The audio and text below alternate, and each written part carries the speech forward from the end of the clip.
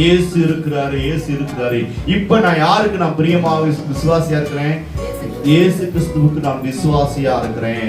இயேசு கிறிஸ்து யாருக்கு பிரியமா இருக்கிறாரு? பிதாவாகிய தேவனுக்கு பிரியமாக இருக்கிறாரு.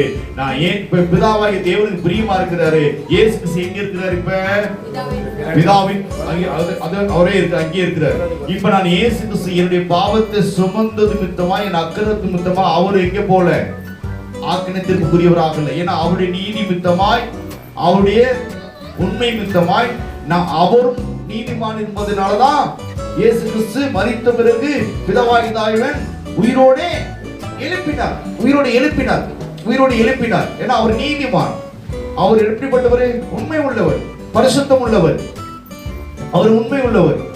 நம்முடைய பாவத்து மித்தமாக தான் அந்த பாவத்தை அவரு சுமந்து கொண்டது மித்தமாய் நம்முடைய மெய்யாகவே அவர் என்ன பண்ணுது? நீதி. அவர் பாவம் செய்யல, அவர் மேல என்ன இல்லை? குற்றம் இல்லை, பாவம் இல்லை, பாவமற்றவரா இருக்கிறார்.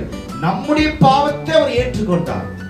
பிதாவாகி தேவர் என்ன பண்றாருன்னா, இவர் தேவகுமாரன் இருந்தும், இவர் தேவருக்கு பிரியமாக இருந்து, இவர் மேல குற்றம் இல்லாதனால இவருக்குரிய தண்டனையை, நம்முடைய தண்டனை ஏற்றுக்கொண்ட விதமாக பிதாவாகி தேவன் மரித்து போன இயேசு கிறிஸ்துவை உயிரோடு எழுப்பினார். அல்லேலூயா. இதை நான் விசுவாசிக்கிறேன். அதை விசுவாசித்தனாலதான் இந்த சபைக்கு வந்திருக்கிறோம். ரைட்டா தப்பா? அதை விசுவாசிக்கிறோமா? 100% விசுவாசிக்கிறோம். அது என் பாவத்துக்கு சம்பளத்தை கிறிஸ்து அன்னைக்கு சிலுவையில எல்லாவற்றையும் அவர் என்ன பண்ண முடித்து விட்டார். இப்ப என்னிடத்துல என்ன இல்லை? பாவம் இல்லை. நான் இயேசுவின் பிள்ளை. அல்லேலூயா. இரத்தத்தினால கழுவப்பட்டிருக்கிறேன். இந்த ஒரு காரியம் நமக்குள்ள, ஒரு விசுவாசம் நமக்குள்ள இருக்கும்படி போது நான் யாருக்கு பிரியமா இருக்கணும்? இயேசுவுக்கு நான் பிரியமா. ஏன்னா ஒரு சின்ன உதவி, ஒரு மனிதர் உதவி செஞ்சாலே, அதான் சொன்னேன், ஒரு மனிதன் உதவி செஞ்சாலே அந்த மனிதன் மேல பிரியமா இருக்கிறோமா, ஒரு அன்பா இருக்கிறோமா? அதனாலதான் சொன்னேன், மனுஷனுக்கு மட்டும் பிரியமா இருக்க கூடாது, தேவனுக்கும் பிரியமா இருக்கணும். ஒரு மனிதன் சின்ன ஒரு ஹெல்ப் பண்ணாலே அவர் மறக்க மாட்டேன், வாழ்நாள்லாம் மறக்க மாட்டேன்னு சொல்றோமே, அதை காட்டிலும் நம்முடைய ஆண்டவராய் இயேசு கிறிஸ்து தண்டி ஜீவனையே கொடுத்திருக்கிறாரே, நான் அவருக்கு நான் பிரியமா இருக்கணுமா? இருக்க கூடாதா? அல்லேலூயா. அதனாலதான் இயேசு கிறிஸ்துவுக்கு நான் பிரியமானவனா இருக்கணும். அல்லேலூயா, அல்லேலூயா. ஒரு மனிதன் ஒரு ஹெல்ப் பண்ணாலே அதுக்கு நன்றி கடனா இருக்கிறோமா இல்லையா? இருக்கிறோம். அதை காட்டிலும் தன் ஜீவனையே கொடுத்திருக்கிறாரு. என் வாழ்நாளெல்லாம் நான் அவருக்கு பிரியமா இருக்கணும். அல்லேலூயா. क्या बोलते हैं? तो अब आके हम फैमिली में है, दानियल वो सब आके शादीशुदा आदमी नहीं थे, फैमिली नहीं था वो. अभी फैमिली वाला कैसा परमेश्वर की प्यार से होना चाहिए, ऐसा होएगा. ऐसा बोलो ये लोग क्या बोलते हैं हिंदी में, मुझे पता नहीं है, पढ़ो. इसका नाम क्या है? ये लोग, इसका आदमी का नाम ये लोग हिंदी में. वो क्या किया? वो भगवान से कभी भी, भगवान से चलने का आदमी था वो. उसकी भी फैमिली है, बच्चे लोग हैं, सब कभी आके वो भगवान के साथ ऊपर चले गया, ऊपर परमेश्वर के साथ चले गया. उसका ये क्या है? तो वो भी आके बहुत ही प्यारा आदमी है, परमेश्वर की प्यारा आदमी है. ये 3 आदमी बोल रहे, 3 आदमी की देखे. अभी देखो यीशु मसीह को हम देखना पड़ेगा. यीशु मसीह के प्यारा बच्चा, हम प्यारा बच्चा कब होना था? परमेश्वर का हम प्यारा बच्चा कब होना था? यीशु मसीह क्या किया? हमारे पाप के लिए, हमारे पाप क्रूस में खून. वो पापी नहीं है, वो अच्छा आदमी है, भ्रष्टाचार आदमी है वो. हम पापी है, हमारा पाप पूरा वो ले लिया, दुनिया का पाप पूरा लेके हमको छुटकार किया. वो हमको छुटकार किया. इसीलिए आप छोटा उपकार, आपको कोई, आपके रिश्तेदार में कोई फ्रेंड्स, दोस्त लोग कोई छोटा उपकार कर दिया तो इतना हम ये थैंकफुल से वो क्या बोलते, बहुत अच्छा किया बोलते. ये हमारा पाप को आगे अपन के ऊपर डाल के हमको छुटकार किया पाप से. इसलिए हम बहुत जिया क्योंकि हम आगे परमेश्वर के साथ जाने के लिए वही रास्ता है. इसलिए हम बहुत ज्यादा धन्यवाद बोलना है इनसे, क्योंकि बहुत प्यार करना है. तब क्या करते हैं? हम भी प्यारा बच्चा हो जाते हैं. அதே போல இந்த நாளில நம்ம ஆண்டவரிடத்துல தன்னை ஒப்பு கொடுக்கணும். சோதரம் எப்படின்னா, ஒரே ஏனோக்கு தேவனோடு பேசின மனுஷனா இருக்காரு. சாமுவேல் கர்த்தரிடத்திலே வளர்ந்த ஒரு மனுஷனா இருக்கிறாரு. தானியேல் தேவனிடத்துல அறிவையும் புத்தியும் பெற்றுக்கிட்ட ஒரு மனுஷனா இருந்தாரு. அப்படியே ஜீவித்து பூமியில எல்லாத்துக்கும் மேன்மையா வச்சுங்கப்பா. தேவதூதர் வந்து அப்படிப்பட்ட காரியம் நடத்துறாங்க. அந்த ஏனோக்கு ஒரு மனுஷன் தேவனோட சஞ்சரித்தோம், அந்த மனுஷன் மட்டும் தான் அவரோட சஞ்சரிக்க முடிஞ்சது. ஆனா இன்னைக்கு அவரை ஏற்றுக்கொண்ட இயேசு இன்னைக்கு எனக்காக மரித்தாருங்கிற விசுவாசி யாரெல்லாம் ஏற்றுக்கொண்டாங்களோ அத்தனை பேரும் என் முன் வரலாம். சோத்திரம் என்ன சொல்லியிருக்காரு? வருகையில சபையை அவரோடு எடுத்துக்கொள்வார். சோத்திரம் சபையா என்ன வரா. சோத்திரம். ஆனா ஏனோக்கு ஒரு மனுஷனை தான் எடுத்துக்கொண்டார். தேவனோடு சஞ்சரித்த அந்த ஏனோக்குங்கிற மனுஷன் மட்டும் தான் தேவன் எடுத்துக்கொண்டார். இன்னைக்கு அதே ஆண்டவராய் இயேசு கிறிஸ்து, அதே தேவன் சபையில யாரு எப்படி கால் ஊண்டி நின்றானோ தேவனுக்கு பயந்து தானியேல், அதே போல தேவ சமூகத்தையே சார்ந்திருந்த அந்த சாமுவேலை போல, அந்த ஏனோக்கை போல அவருடைய பேசும் வார்த்தையை கேட்டுக்கிட்டே இருந்து தேவனோடு சஞ்சரிக்கின்ற ஏனோக்கை போல நாமும் இந்த தேவ சமூகத்தில் என்ன எங்க சமூகம் இருக்குது? சபைதான். சபையில தான் கால் ஊண்டி நிற்கணும். சபையில தான் நாட்டப்பட்டிருக்கணும். கிறிஸ்து மீண்டும் இந்த உலகத்துக்கு 2வது வருகையா வரக்கூடிய போது ஏனோக்குங்கிற ஒரு மனுஷனை எடுத்துக்கொண்டது போல தேவன் நம்மளை எடுத்துக்கொள்ள வேண்டும். அப்படின்னா சபையில நாம் நிலைத்திருக்கணும். இன்னைக்கு நிறைய பேரு ஆன்லைன்ல போயிட்டு இருக்கு. அதான் நிறைய பேர் வேலூர்ல நிறைய பேர் என்ன பண்ணாங்க, சண்டே ஆராதிக்க போறாங்க. சோத்திரம். ஆமா ஆமா வர முடியாது. வயிறு முதுகுவங்க அதை பிரச்சனை நோ ப்ராப்ளம். அதை சொல்லலை நான், நோ ப்ராப்ளம். அது விஷயம் முடியல. நிறைய பேர் சபைக்கு என்ன சோத்திரம் வரதில்லை. ஆன்லைன்லயே போயிட்டு சோத்திரம். ஆன்லைன்ல ஆராதனை, ஃபேஸ்புக் ஆராதனை, யூடியூப் சேனல் ஆராதனை, அதுல நம்ம போக முடியாது. சோத்திரம். சபையில கட்டப்படணும். அதனால சொன்னேன், அதுக்கு பரிசு சொன்னேன், ஏலியினுடைய பிள்ளைகள் தேவனுடைய ஆலயத்துக்குள் இல்லை. யார் ஆலயத்துக்குள்ள இருந்தான்? சாமுவேல் ஆலயத்துக்குள்ள வளர்ந்தான். வெளியிருந்து தேவனுக்கு வரக்கூடிய எல்லா பலிகளையும் என்ன பண்ணாங்க, திருடி அவங்க புசித்து சாப்பிட்டு இருந்தாங்க. கர்த்தருக்கு கொடுக்க வேண்டிய காரியத்தை அவங்க பண்ணிட்டு இருந்தாங்க. அதனாலதான் சொல்றேன், நாம் கர்த்தருக்குரிய காரியத்துல தேவனுடைய சமூகத்தை நம்ம முக்கியப்படுத்தணும். கர்த்தருடைய ஆலயத்தை முக்கியப்படுத்தணும்.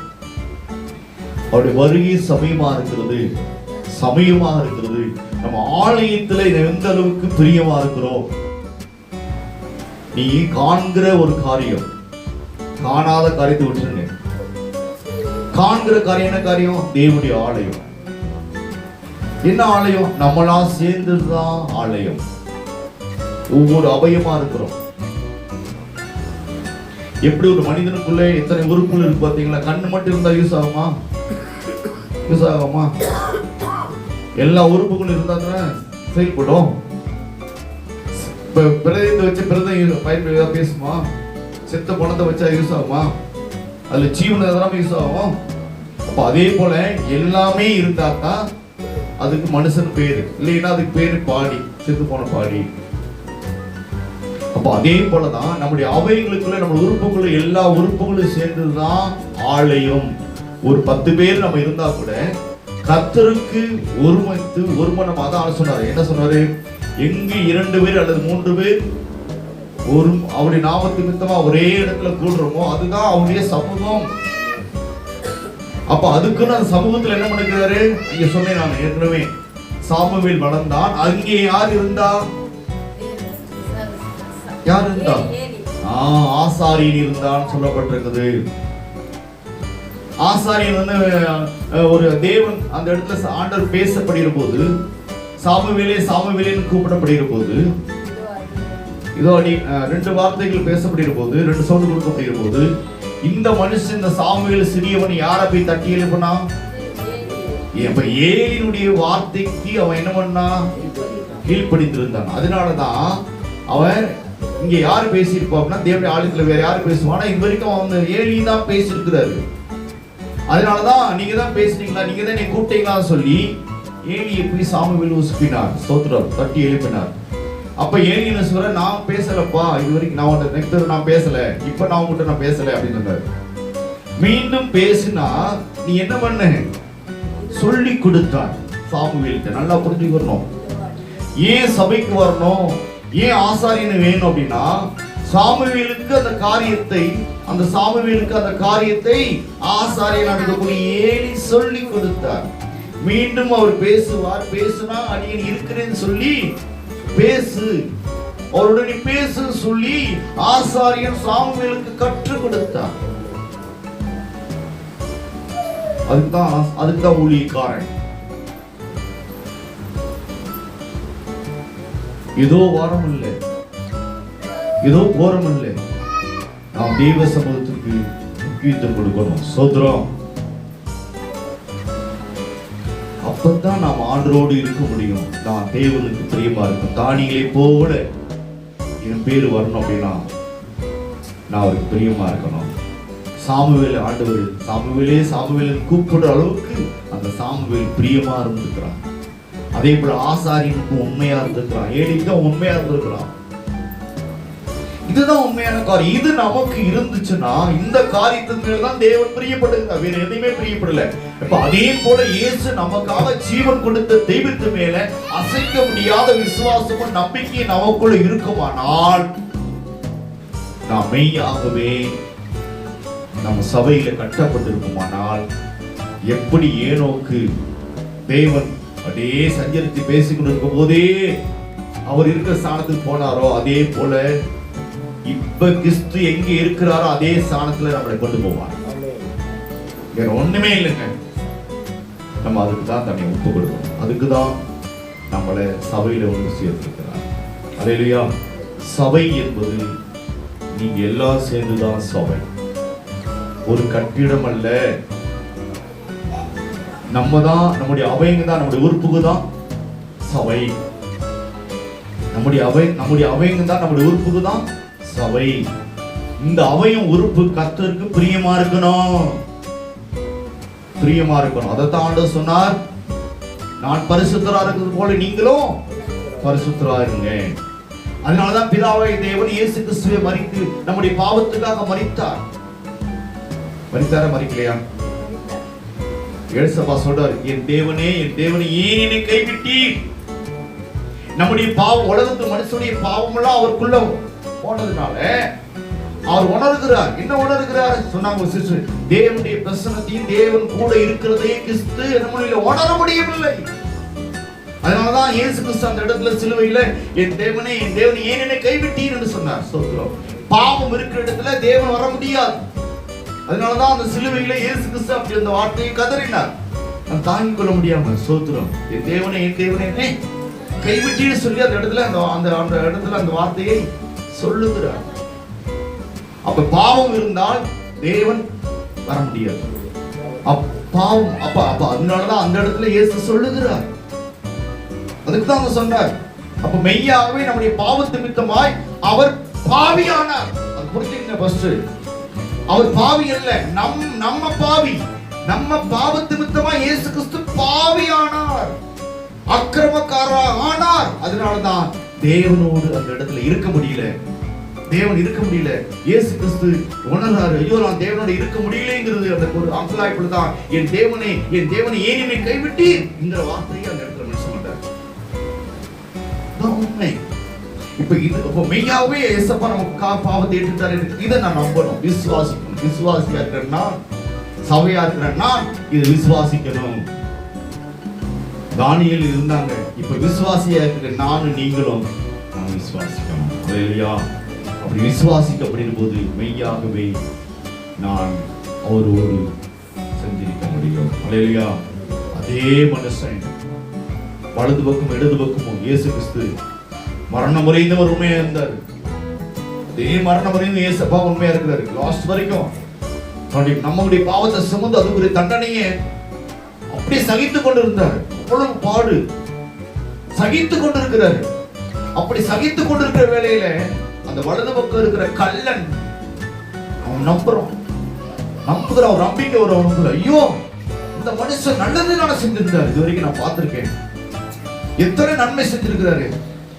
நம்ம செஞ்ச தப்புக்கு இந்த தண்டனை ஏற்றது. இந்த மனுஷன் நல்லது தானே செஞ்சான்னு சொல்லி இவர் நீதிமான் ஆயிட்டேன்னு சொல்லி அவன் என்ன பண்றான்? அந்த வலதுபுறத்தில் இருக்கிற கல்ல என்ன பண்றான்? அவர் மேல ஏசப்பா மேல நம்பிக்கை வைக்கிறான். நான் திருடுறேன், நான் ஏமாற்றுக்காரன், இப்ப எனக்கு கொடுக்கப்பட்ட தண்டனை கரெக்ட். ஆனா இயேசு எந்த தவறு செய்யலையே, எந்த குற்றமும் பண்ணலையே. குற்றமற்றவர் நாம் படக்கூடிய வேதனையை, நாம் படக்கூடிய தண்டனையை இவர் ஏற்றிருக்கிறார் சொல்லி இந்த வலதுபுறத்தில் இருக்கக்கூடிய கள்ளன் அப்படியே கிறிஸ்துவை நம்புகிறான். அதை நம்புகிற போது அவன் இருதயம் உள்ள நம்புகிறது. உடனே இயேசு அந்த கள்ளனை பார்த்து சொல்லுகிறது காரியம், அல்லேலூயா, நான் இருக்கிற பரதேசி இருப்பான். அல்லேலூயா, இந்த காரியம் உங்களுக்கு எனக்கு வேணும். அல்லேலூயா, இதுதான் ஆண்டவர் எதிர்பார்க்கிற, வேற ஒன்றுமே எதிர்பார்க்கல. இதுவே தேவனுக்கு பிரியமான காரியம். நம்மகிட்ட எதிர்பார்க்கிற ஒரே காரியம், இதுவே தேவனுக்கு பிரியமான ஒரு காரியம். ஆண்டு நம்மகிட்ட இதுதான் எதிர்பார்க்கிற, வேற எதையுமே எதிர்பார்க்கல, வேற எதையுமே நம்ம கிட்ட கேட்கலங்க. நம்மகிட்ட எதையுமே அவர் கேட்கலங்க. இயேசு வந்து நீங்க இப்ப கொடுக்குற நீங்க காணிக்க என்ன கொடுக்குறீங்களா, அதெல்லாம் அவருக்கு புரியுது இல்லைங்க. தப்பான செய்றாங்க, அவருக்கு புரியுதே இல்லை.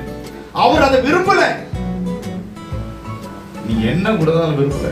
ஒரே ஒன்று கேட்கிற, சாமுவேலை அன்னாள்ங்கிற அந்த மனுஷி அப்படியே அர்ப்பணித்தான் பிள்ளையை. அதே போல தன்னை நம்ம அர்ப்பணிக்கிறோம். வேற ஒண்ணுமே அவர் கேட்கறது. ஸ்தோத்திரம். என் ஆவி ஆத்மா சரீரத்தை என்ன பண்ணோம்? முழுமையா தேவனுக்கு அர்ப்பணிக்கப்பட்டு அவருக்கு பிரியமா இருக்கணும். வேற எதுவுமே நமக்கு தேவையில்லை. ஸ்தோத்திரம். அப்படி இருந்தாலே நாம் கர்த்தருக்கு பிரியமா இருக்க முடியும். அல்லேலூயா. என்னைக்கு தன்னுடைய ஆவி ஆத்மா சரீரம் சொல்லப்பட்டிருக்கு. உதாரணம் சொல்லுகிறேன். அதே பழைய ஏற்பாட்டு அப்படி சவுல பார்த்தோம்.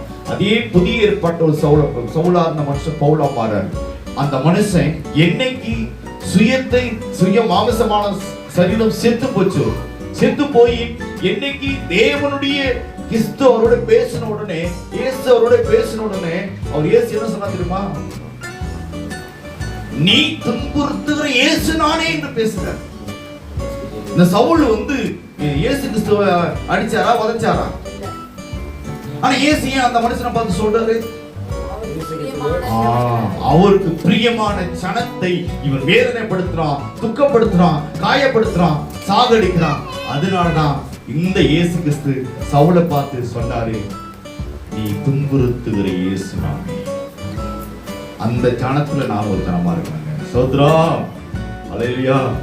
அந்த ஜனமா அந்த இயேசு சொன்னாரு. என்ன பாருங்க, யார? ஸ்தேவானை கொலை செய்ய முடியாது, கொலை கொண்டாங்க கல்லு. அதுக்கு காரணம் சவுல்.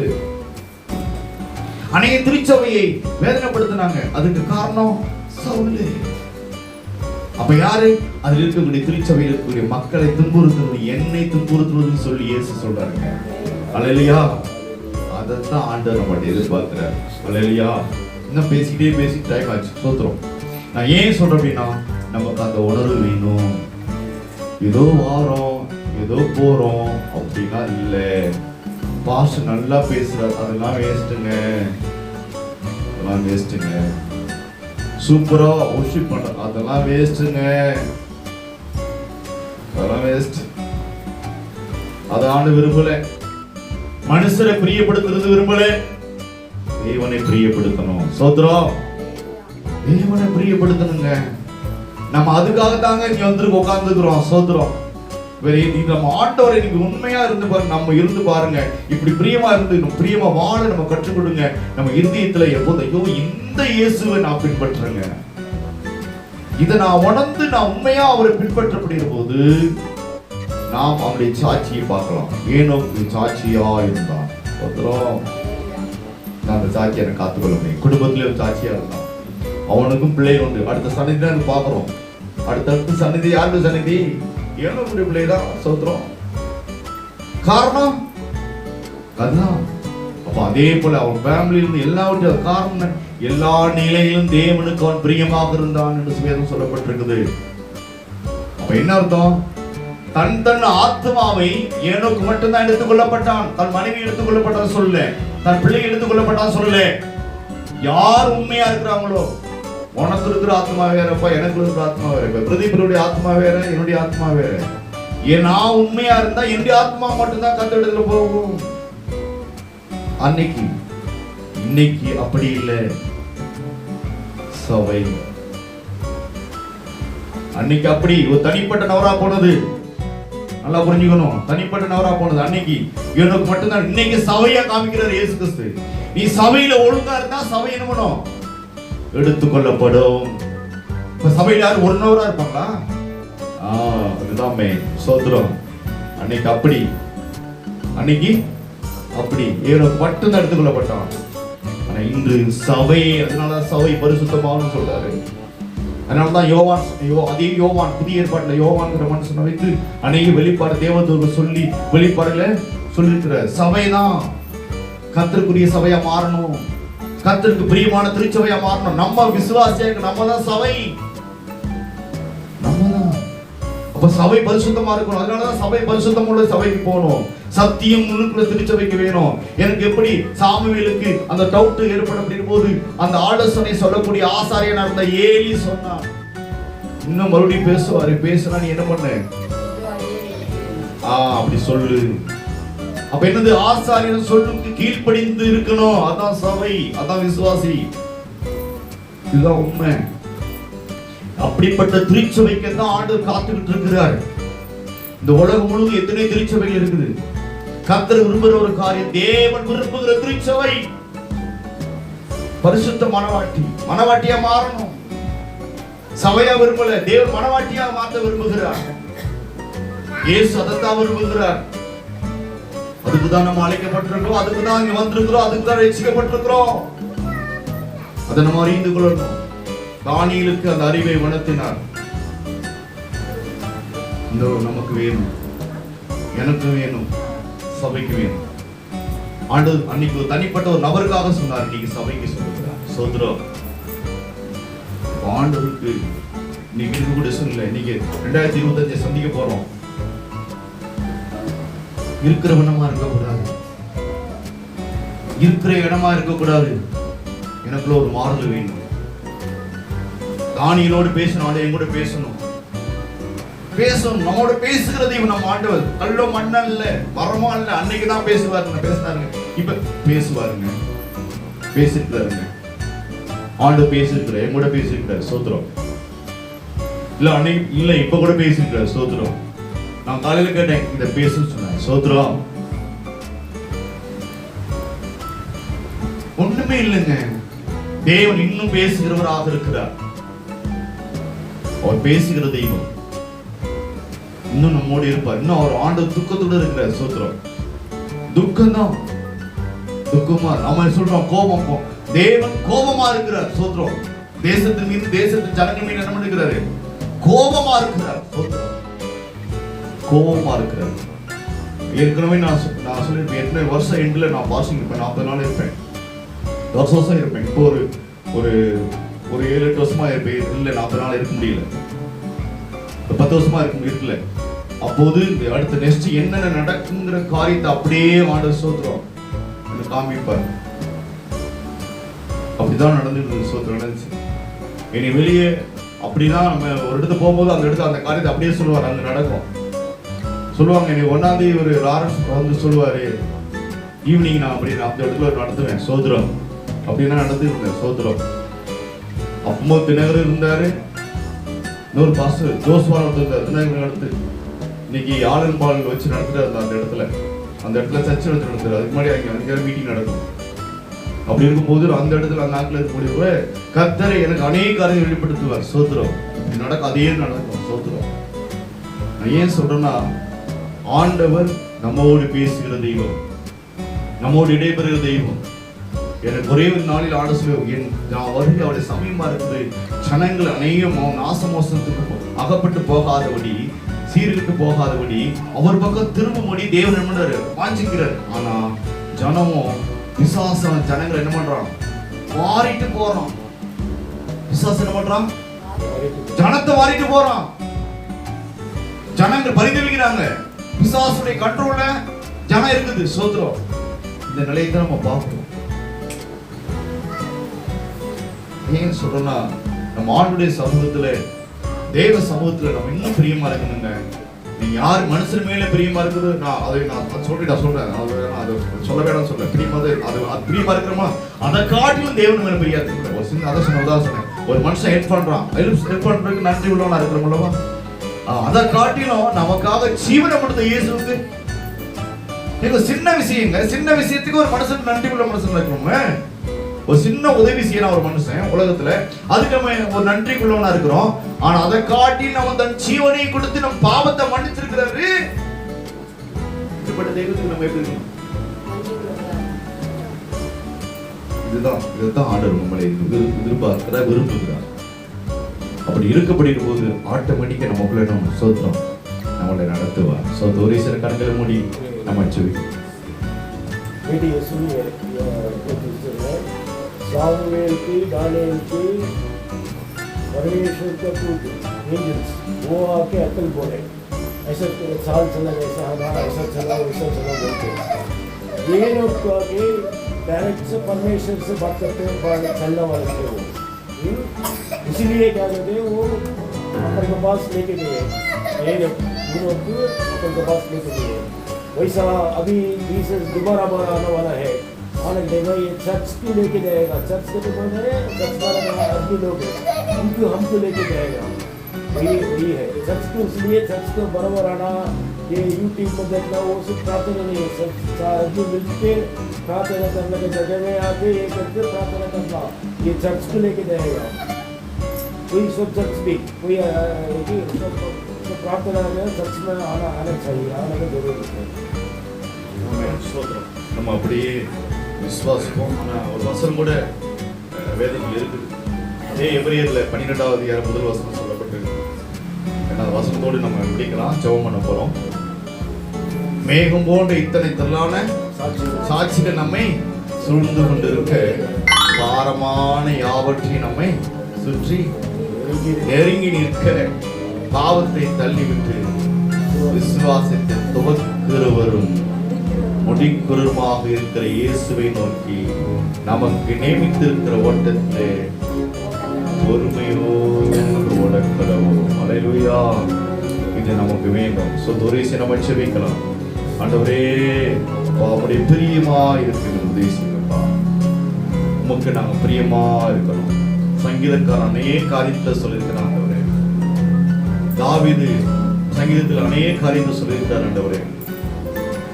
பார்க்கிறோம்ப்பா, தேவனுக்கு பிரியமா பிரியத்தின்படி நடக்க, எல்லா காரியத்திலும் பிரியமா இருக்க, பிரியமான திருச்சபையா நாங்கள் ஜீவிக்க, பிரியமான பிள்ளைகளாக நாங்கள் இருக்க எங்களை அர்ப்பணிக்கிறோம் ஆண்டவரே.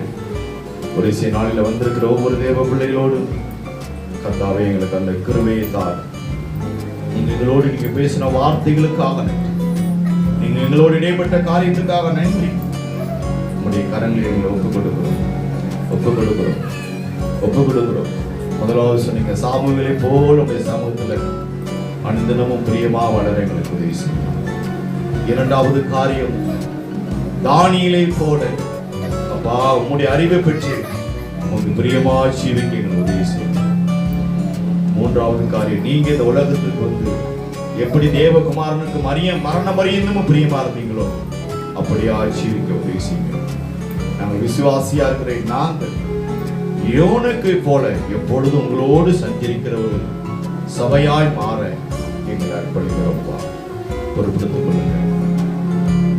வருகையில மெய்யாகவே நாங்கள் உங்களோடு இருப்போங்கிற விசுவாசங்கிற நம்பிக்கையோடு நாங்கள் எப்போதும் உமக்கு எங்களுக்கு கொடுக்கப்பட்ட அந்த ஓட்டத்தை பொறுமையாய் நாங்கள் ஓடி இடத்துல சேர எங்களை தாழ்த்தி அர்ப்பணிக்கிறோம். ஆண்டவர் தாமே இந்த நாளை பொறுப்படுத்தி தந்து ஆசீர்வதித்தார். இந்த உபவாச நாளை 21ஆம் நாளை கர்த்தாவே நீங்க ஆசீர்வதித்து தந்ததுக்காக தொடர்ந்து இந்த நாளில் பங்கு பெற்ற ஒவ்வொரு தேவ பிள்ளைகளையும் கர்த்தர் ஆசீர்வதிங்கப்பா, ஆசீர்வதிங்கப்பா, ஆசீர்வதிங்க. உங்களுடைய கரங்களை ஒப்புக் கொடுக்கிறேன். இதை கேட்டுக்கொண்டிருக்கிற தேவ பிள்ளைகளையும் கர்த்தர் அப்படியே நீர் ஆசீர்வதிங்க. இயேசு கிறிஸ்துவின் நாமத்தினாலே கேட்கிறோம் பிதாவே. ஆமென், ஆமென். எல்லாரும் இணைந்து சொல்வோம். என் ஆத்மாவே கர்த்தரை ஸ்தோத்திரி, என் முழு உள்ளமே பரிசுத்த நாமத்தை ஸ்தோத்திரி. என் ஆத்மாவே கர்த்தரை ஸ்தோத்திரி, கர்த்தர் செய்த சகல உபகாரங்களையும் மறவாதே. ஆமென், ஆமென். ஆசீர்வாதம் ஆண்டவராகிய இயேசு கிறிஸ்துவின் கிருபையும் பிதாவாகிய தேவனுடைய அன்பும் பரிசுத்த ஆவியினுடைய அந்நிய ஐக்கியமும் என்னால் கடந்த ஒவ்வொரு தேவ பிள்ளைகளோடும் என்றென்றும் சதா காலமும் இருப்பதாக. ஆமென்.